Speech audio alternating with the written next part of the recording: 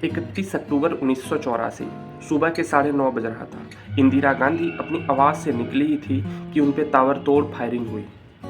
नमस्कार दोस्तों, आज मैं आपको बताऊंगा कि उस दिन इंदिरा गांधी के साथ क्या हुआ था और कैसे उनकी मर्डर हुई थी। दरअसल सिख समुदाय का एक बड़ा हिस्सा ऑपरेशन ब्लू स्टार के कारण उनसे नाराज थी।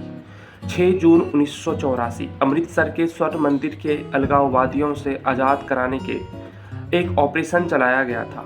नाम था ब्लू स्टार। इसमें 493 लोग मारे गए थे, 248 लोग घायल हुए थे और वहीं 83 जवान शहीद हुए थे। भारतीय सेना ने अमृतसर स्थित हरि मंदिर साहिब परिसर को दमदमी टकसाल के नेता और खलिस्तान समर्थक जनरैल सिंह भिंडारवाले और उसके अनुयायी से मुक्त करने का एक विशेष अभियान चलाया था, जिससे ऑपरेशन ब्लू स्टार के नाम से जाना जाता है। यह ऑपरेशन इसलिए चलाया गया क्योंकि पंजाब में भिंडरावाले के नेतृत्व में अलगाववादी ताकतें सशक्त हो रही थी। ऑपरेशन ब्लू स्टार की कमान लेफ्टिनेंट जनरल कुलदीप सिंह बरार को सौंपी गई थी। उन्होंने इसके बारे में 31 मई 1984 की शाम को पता चला, जब वो पत्नी के साथ छुट्टियां मनाने के लिए मनाली निकले थे।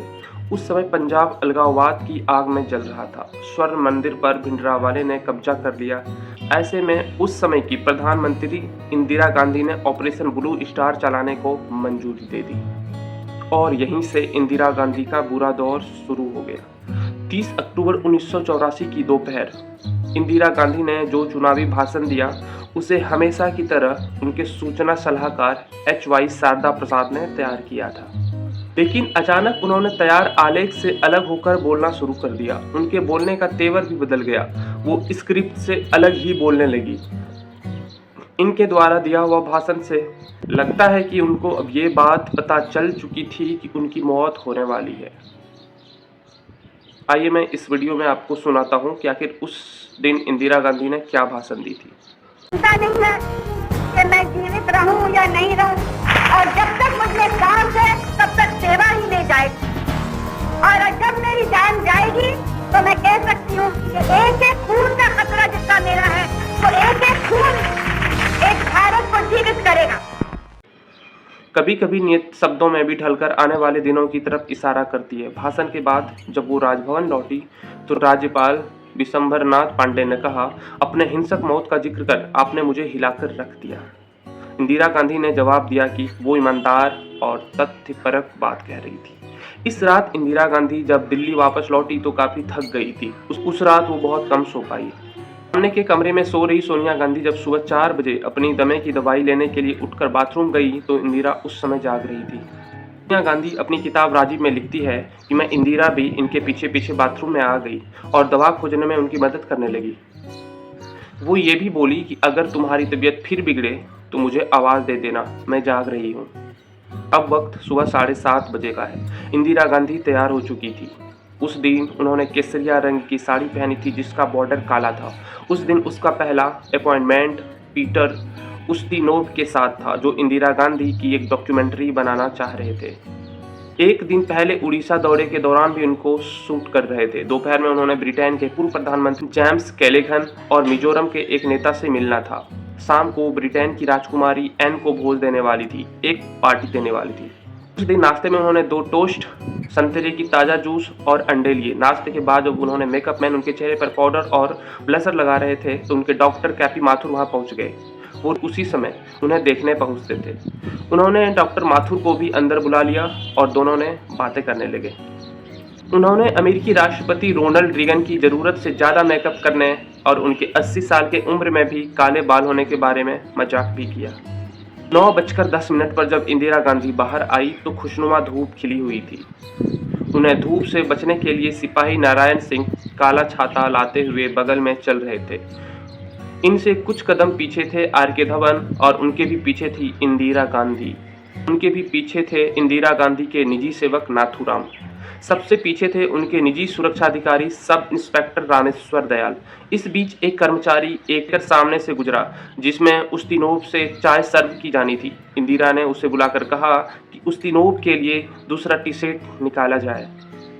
जब इंदिरा गांधी एक अकबर रोड पे दौड़ने वाले विकेट गेट पर पहुंची तो वो धवन से बात कर रही थी। धवन उन्हें बता रहे थे कि उन्होंने उनके निर्देशानुसार यमन के दौरे पर गए राष्ट्रपति ज्ञानी जेल सिंह को संदेश भिजवा दिया है और वो 7 बजे तक दिल्ली लैंड कर जाएं ताकि उनके पालम हवाई अड्डे पे रिसीव करने के बाद इंदिरा ब्रिटेन की राजकुमारी एन को दिए जाने वाले पार्टी में शामिल हो सके। अचानक वहां तैनात सुरक्षाकर्मी बेअंत सिंह ने अपनी रिवॉल्वर निकालकर इंदिरा गांधी पे फायर किया। गोली उनके पेट में लगी। इंदिरा ने चेहरे बचाने के लिए अपना दाहिना हाथ उठाया, लेकिन तभी बेअंत ने बिल्कुल पॉइंट ब्लैंक रेंज से 2 और फायर किए। ये गोलियां उनके बगल, सीने और कमर में घुस गई। वहां से 5 फुट की दूरी पर सतवंत सिंह अपनी टॉमसन ऑटोमेटिक कार्बाइन के साथ खड़ा था। इंदिरा गांधी को गिरते हुए देख वो इतनी दहशत में आ गया कि अपनी जगह से हिल तक नहीं पाए। तभी बेअंत ने उन्हें चिल्लाकर कहा, गोली चलाओ। सतवंत ने तुरंत अपनी ऑटोमेटिक कार्बाइन की सभी 25 गोलियां इंदिरा गांधी के शरीर के अंदर डाल दी। बेअंत सिंह का पहला फायर हुए 25 सेकंड बीत चुके थे और वहां तैनात सुरक्षा बलों की ओर से कोई प्रतिक्रिया नहीं आई थी। अभी सतवंत फायर कर ही रहा था कि सबसे पीछे चल रहे रामेश्वर दयाल ने आगे दौड़ना शुरू किया, लेकिन वो इंदिरा गांधी तक पहुंच पाते कि सतवंत की चलाई गोलियां उनकी जांघ और पैर में लगी और वो वहीं ढेर हो गए। इंदिरा गांधी के सहायकों ने अपने छत विछत शरीर को देखा और एक दूसरे को आदेश देने लगे। एक अकबर रोड से एक पुलिस अफसर दिनेश कुमार भट्ट ये देखने के लिए बाहर आए कि ये कैसा शोर मच रहा है। उसी समय बेअंत सिंह और सतवंत सिंह दोनों ने अपने हथियार नीचे डाल लिए। बेअंत सिंह ने कहा, हमें जो कुछ करना था हमने कर दिया, अब तुम्हें जो भी कुछ करना है वो तुम कर सकते हो। नारायण सिंह ने आगे कूदकर बेअंत सिंह को जमीन पर पटक दिया। पास के गार्ड रूम से आईटीबीपी के जवान दौड़ते हुए आए और उन्होंने सतवंत सिंह को भी अपने घेरे में ले लिया।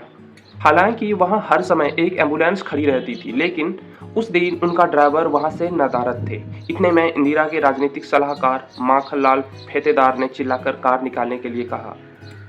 इंदिरा गांधी को जमीन से आर.के. धवन और सुरक्षाकर्मी दिनेश भट्ट ने उठाकर सफेद एम्बेसडर कार की पिछली सीट पर रखा।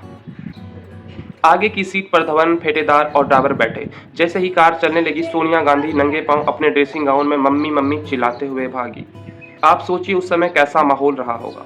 इंदिरा गांधी की हालत देखकर वो उसी हाल में कार के पीछे की सीट पर बैठ गई। उन्होंने खून से लथपथ इंदिरा गांधी का सिर अपने गोद में ले लिया।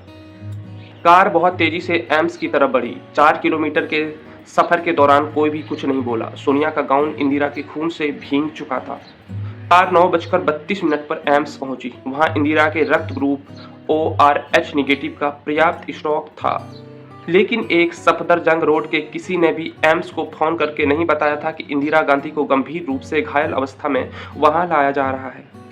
इमरजेंसी वार्ड का गेट खोलने और इंदिरा को कार से उतारने में 3 मिनट लग गए। वहां पर एक स्ट्रेचर तक मौजूद नहीं था। इसी तरह एक पहिए वाली स्ट्रेचर का इंतजाम किया गया। जब उनके कार से उतारा गया तो इंदिरा को इस हालत में देखकर वहां के तैनात डॉक्टर घबरा गए। उन्होंने तुरंत फोन कर एम्स के वरिष्ठ कार्डियोलॉजिस्ट को की सूचना दी।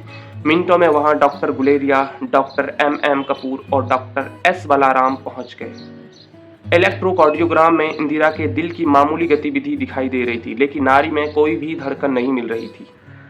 उनकी आंखों की पुतलियां फैली हुई थी, जो संकेत था कि उनके दिमाग को बहुत ही ज्यादा क्षति पहुंचा हुआ है। एक डॉक्टर ने उनके मुंह के जरिए उनकी सांस की नली में एक ट्यूब घुसाई ताकि फेफड़ों तक ऑक्सीजन पहुंच सके और दिमाग को जिंदा रखा जा सके। इंदिरा गांधी को 80 बोतल खून चढ़ाया गया, जो उनके शरीर की समान खून मात्रा का 5 गुना था। डॉक्टर गुलेरिया बताते हैं, मुझे तो देखते ही लग गया था कि वो इस दुनिया से जा चुकी है। इसके बाद हमने उसकी पुष्टि के लिए ECG किया। फिर मैंने वहां मौजूद स्वास्थ्य मंत्री शंकरानंद से पूछा कि अब क्या करना है, क्या हम उन्हें मृत घोषित कर दें? उन्होंने कहा नहीं। फिर हम उन्हें ऑपरेशन थिएटर में ले गए।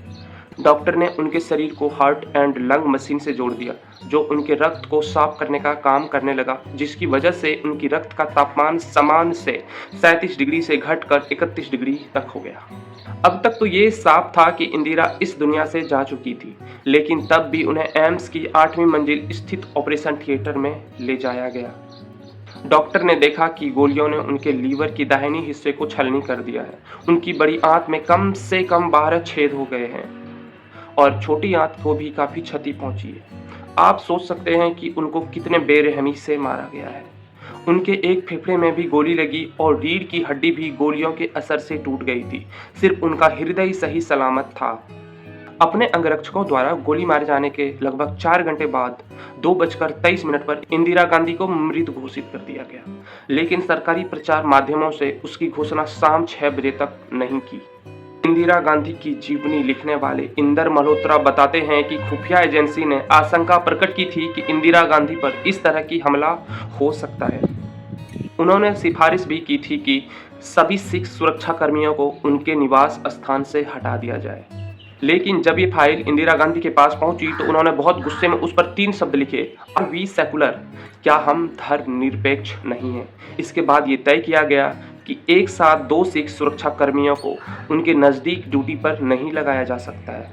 31 अक्टूबर के दिन सतवंत सिंह ने बहाना किया कि उनका पेट खराब है, इसलिए उन्हें शौचालय के नज़दीक तैनात किया जाए। इस तरह बेअंत और सतवंत एक साथ तैनात हुए और उन्होंने इंदिरा गांधी के ऑपरेशन ब्लू स्टार का बदला ले लिया। अगर आप लोगों को हमारी वीडियो थोड़ी भी पसंद आई हो तो वीडियो को लाइक और चैनल को सब्सक्राइब जरूर कीजिएगा। धन्यवाद।